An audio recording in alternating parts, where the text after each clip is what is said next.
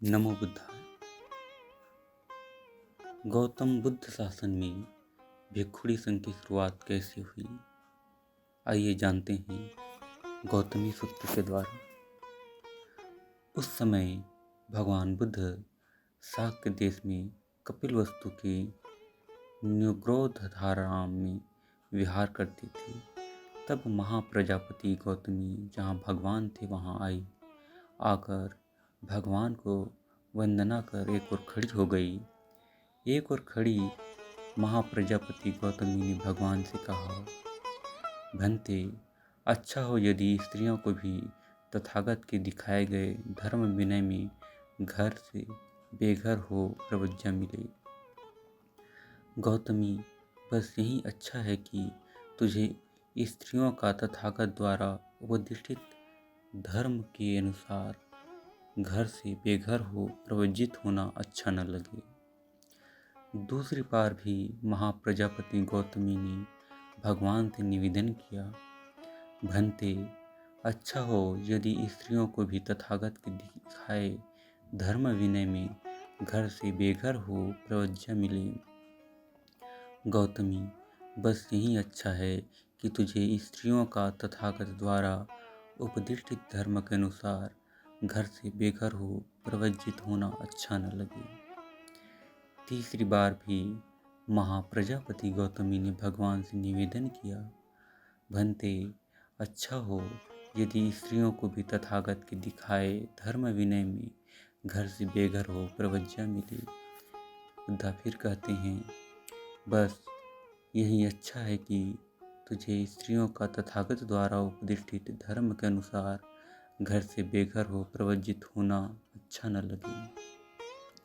तब महाप्रजापति गौतमी यह सोचकर भगवान स्त्रियों को तथागत द्वारा उपदिष्टित धर्म के अनुसार घर से बेघर होने की अनुमति नहीं देते, दुखी हो उदास प्राप्त हुई और अश्रुमुख रोती हुई भगवान को प्रणाम कर चली गई। भगवान कपिलवस्तु में इच्छा के अनुसार विहार कर वैशाली की ओर चारिका करने के लिए निकले। क्रमशः चारिका करते करते वैशाली पहुँचे। उस समय भगवान वैशाली के महावन में कुटागशाला में विहार करते थे। तब महाप्रजापति गौतमी बाल कटवाकर कसाय वस्त्र धारण कर बहुत सी साके स्त्रियों को साथ ले वैशाली की ओर चल दी। क्रमशः वैशाली के महावन में जहाँ कुटागारशाला थी वहाँ पहुँची। तब वहाँ महाप्रजापति गौतमी सूजे हुए पाँव से धूल सुधृत देह से दुखी मन से अश्रुमुख रोती हुई बरामदे में बाहर जा खड़ी हुई। आयुष्मान आनंद ने देखा कि महाप्रजापति गौतमी सूजे हुए पाँव से धूल दूसरित देह से दुखी मन से अश्रुमुख रोती हुई बरामदे से बाहर खड़ी है। देखकर महाप्रजापति गौतमी से पूछा, गौतमी, क्या कारण है कि तुम सूजे हुए पाँव से धूल दूसरित देह से दुखी मन से अश्रुमुख रोती हुई बरामदे में खड़ी है। भंते, भगवान स्त्रियों को तथागत द्वारा उपदिष्टित धर्म के अनुसार घर से बेघर हो प्रवज्ञा होने की अनुमति नहीं देते। आनंद कहते हैं, गौतमी, तो तुम थोड़ी देर यहीं प्रतीक्षा करे, तब तक मैं स्त्रियों की ओर से तथागत द्वारा उपदिष्टित धर्म के अनुसार घर से बेघर हो प्रज्ञा होने की याचना करूं। तब आयुष्मान आनंद जहाँ भगवान थे वहाँ पहुँचे। पास जाकर भगवान को प्रणाम कर एक ओर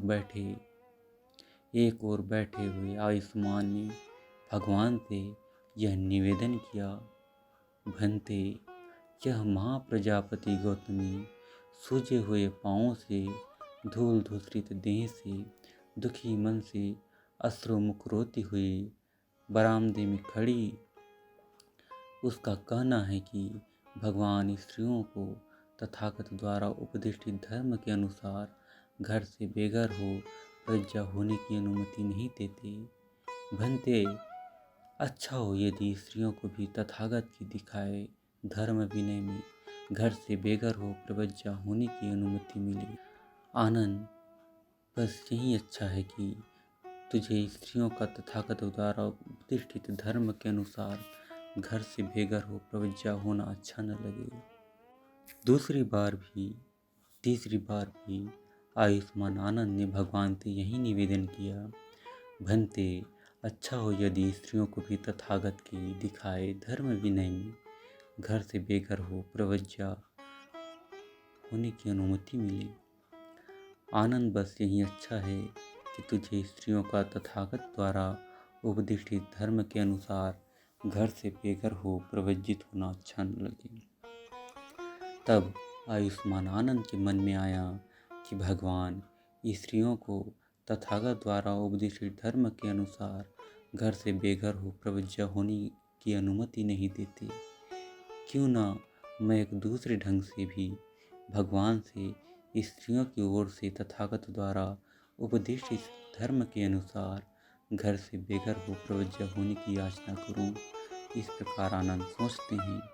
तब आनंद ने भगवान से निवेदन किया कि भंते, क्या तथागत द्वारा उपदिष्टित धर्म के अनुसार स्त्रियां भी बेघर से प्रवज्जित हो सोतापति फल, श्रिक्तागामी फल, अनागामी फल अथवा अरहंत फल साक्षात कर सकती है। बुद्ध कहते हैं, आनंद, तथागत द्वारा उपदिष्टित धर्म के अनुसार स्त्रियां भी घर से बेघर हो प्रवज्जा हो सोतापति फल, सकृतागामी फल, अनागामी फल तथा अरहत फल साक्षात कर सकती है। आनंद कहते हैं, भंते, यदि तथागत द्वारा उपदिष्टित धर्म के अनुसार स्त्रियां भी घर से बेघर हो प्रवज्जा हो सोतापति फल, सकृतागामी फल, अनागामी फल तथा अरहत फल भी साक्षात कर सकती है, तो भंते, महाप्रजापति गौतमी बहुत उपकार करने वाली है, भगवान की मौसी है, अभिभाविका है, पोषण करने वाली है, दूध देने वाली है। भगवान की जननी के शरीर त्याग करने पर उसने भगवान को स्तनपान कराया है।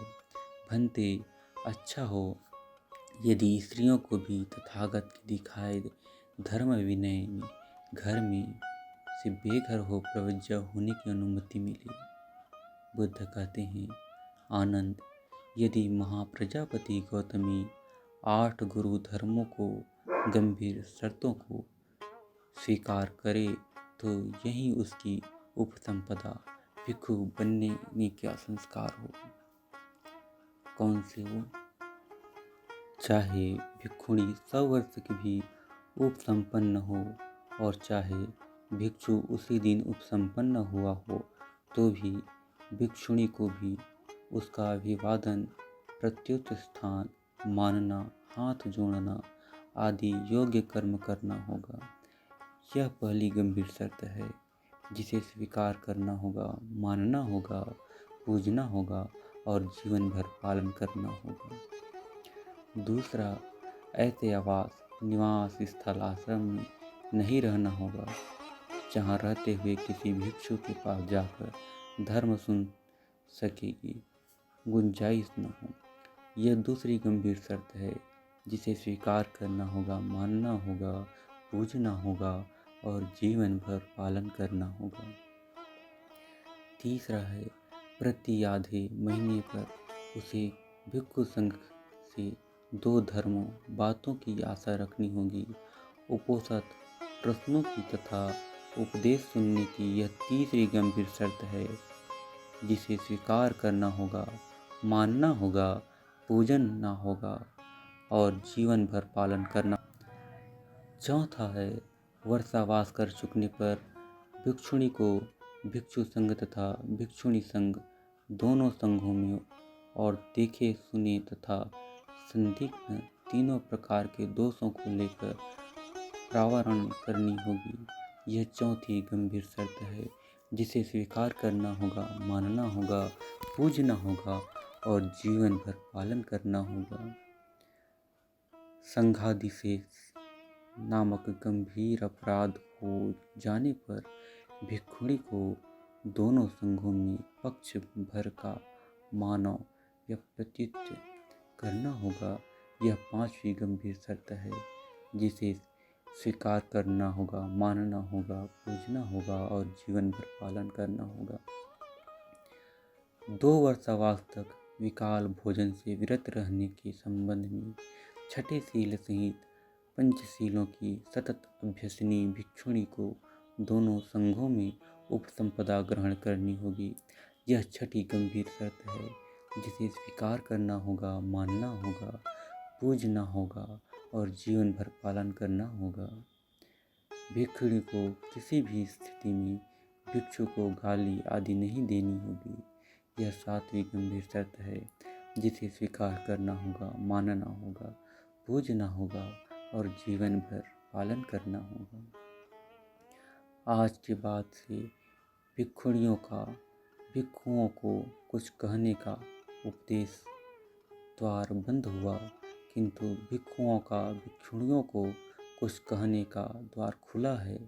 यह 8वीं गंभीर शर्त है जिसे स्वीकार करना होगा, मानना होगा, पूजना होगा और जीवन भर पालन करना होगा। भंते आनंद कहते हैं, आनंद यानी महाप्रजापति गौतमी इन 8 गंभीर धर्मों को स्वीकार करती है तो यह उसकी उपसंपदा हुई। तब भगवान से इन 8 गंभीर धर्मों को जान लेने अनंत आयुष्मान आनंद जहाँ महाप्रजापति थी वहाँ पहुँचे। पास जाकर महाप्रजापति गौतमी से बोले, गौतमी, यदि तुम इन 8 गंभीर धर्मों को स्वीकार करे हो तो यही तेरी उपसंपदा होगी। चाहे भिक्षुणी 100, यह 8 गंभीर शर्त है जिसे स्वीकार करना होगा, मानना होगा, पूजना होगा और जीवन भर पालन करना होगा। भंते आनंद, जैसे कोई शौकीन स्त्री या अल्पवयस्क या तरुण पुरुष सिर में स्नान करके उत्पल की माला, चमेली की माला, मोतियों की माला को दोनों हाथों में ले उसे सिर पर रखता है, ऐसे ही भंते मैं इन 8 गुरु धर्मों को स्वीकार करती हूँ। तब आयुष्मान आनंद जहाँ भगवान थे वहाँ गए। जाकर अभिवादन कर, प्रणाम कर एक ओर बैठे हुए आयुष्मान आनंद ने भगवान से यह कहा, भंते, महाप्रजापति गौतमी ने 8 गुरु धर्मों को जीवन भर पालन करने के लिए स्वीकार किया। तब बुद्ध भगवान कहते हैं, आनंद, यदि तथागत द्वारा उपदिष्टित धर्म में स्त्रियां प्रवज्जित न पाती तो यह शासन चिरस्थायी होगा, सद्धर्म 1000 वर्ष तक ठहरता। लेकिन चूंकि आनंद तथागत द्वारा उपदिष्टित धर्म में स्त्रियां प्रवज्जित हुई, अब शासन चिरस्थायी न होगा, सद्धर्म में सिर्फ 500 वर्ष ही ठहरेगा। आनंद, जैसे बहुत सी स्त्रियां वाले और थोड़े पुरुष वाले कुल के चारों ओर आसानी से ध्वंसनीय नष्ट होते हैं, इसी प्रकार आनंद, जिस धर्म विनय में स्त्रियां प्रवज्जित पाती है वह धर्म विनय चिरस्थायी नहीं होता। जैसे आनंद तैयार लहलहाते धान के खेत में सेतटिका सफेद नामक रोग जाति पड़ती है, जिससे वह धान का खेत चिरस्थायी नहीं होता, ऐसे ही आनंद, जिस धर्म विनय में स्त्रियां प्रवज्जित पाती है वह धर्म विनय चिरस्थायी नहीं होता। जैसे आनंद तैयार गन्ने के खेत में ज्येष्ठिका नामक रोग, लाल रोग जाति पड़ती है, जिससे वह गन्ने का खेत चिरस्थायी नहीं होता, ऐसे ही आनंद, जिस धर्म विनय में स्त्रियां प्रवज्जित पाती है वह धर्म विनय चिरस्थायी नहीं होता। आनंद, जैसे आदमी पानी को रोकने के लिए तालाब की रोकथाम के लिए तटबंध बांधे, उसी प्रकार आनंद मैंने रोकथाम के लिए भिक्षुणियों के जीवन भर अनुल्लंघनीय 8 गुरु धर्म को धर्म स्थापित किया। ऐसा भगवान बुद्ध ने आनंद से कहा और तत्पश्चात उसी दिन से महिलाओं का धम्म में भिक्षुणी के रूप में प्रवेश हुआ। महिलाओं को बुद्ध शासन में शरण देने वाली उन अर्हत महाप्रजापति गौतमी भिक्षुणी जी को कोटि कोटि नमन, कोटि कोटि नमन। नमो बुद्धाय।